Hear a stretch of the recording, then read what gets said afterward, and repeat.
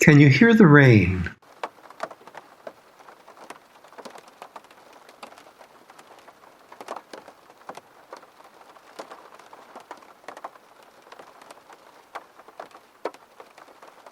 It's one of those early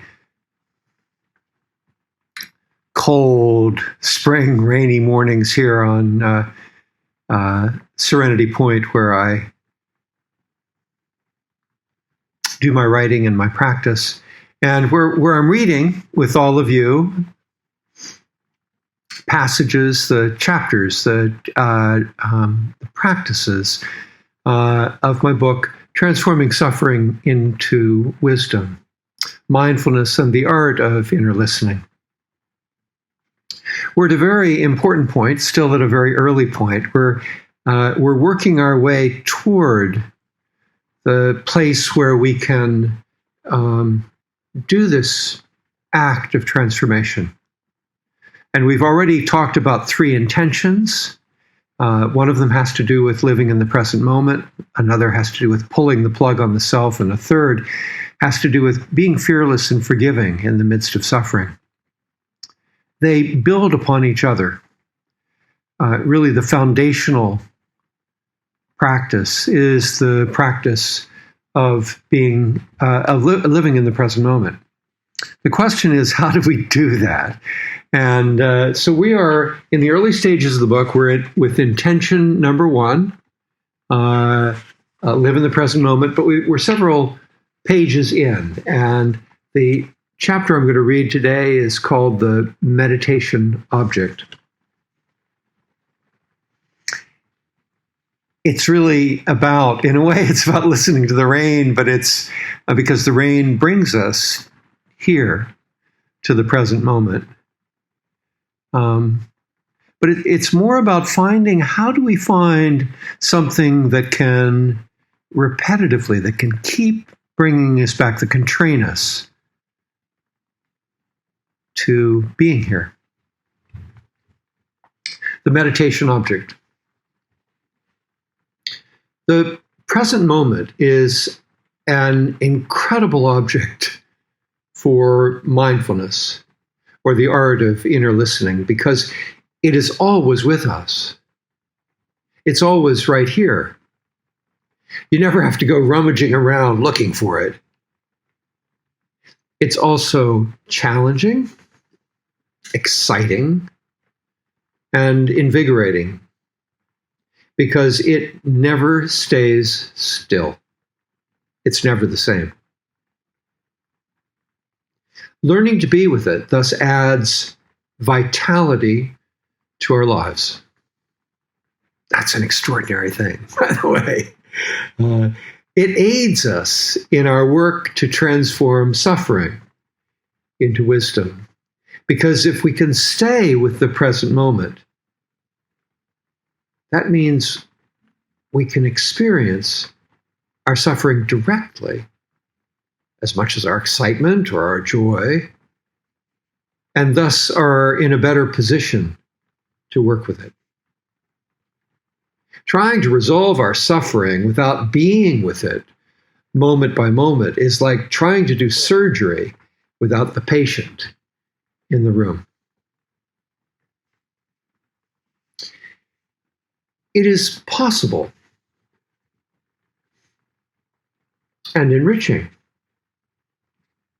to seek to stay present with every experience in our lives, with sports, eating, reading, walking, partying, working, loving, even sleeping. That's one of my favorites, by the way. Yeah. But if we want to get better and better at being present, it is useful to have a repetitive practice within a narrow range to keep returning to again and again. This practice will give us greater skill to meet any moment in our lives. You can practice being present with any sense base, with taste, smell, sight, or hearing. But for inner listening, the best is the experience of touch inside yourself. It is just simply closer to a full-bodied sense of who we are, troubled or dear, vulnerable or excited, hungry, loving, or exhausted. Simply put, while often neutral in feeling, the sense of touch is closer to our joy and closer to our suffering than any other sense base. So it will be useful if our meditation object is found in the sense base of touch, narrowly confined and clear to sense. If it is so, we will know directly when we are meeting or not meeting our meditation object with our awareness. Our focus can be both contained and concentrated. Given these criteria, the breath, as experienced in the belly or possibly the nostrils, is an excellent choice.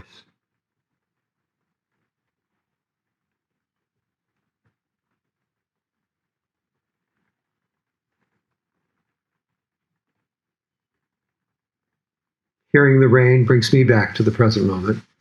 And maybe I'll read that one kind of startling sentence that is really about being in the present moment, but being in the present moment with our suffering, not in a way that gets us torn up and made worse by it, not in a way that feeds our obsessive or neurotic habits, but in a way that's clear and present.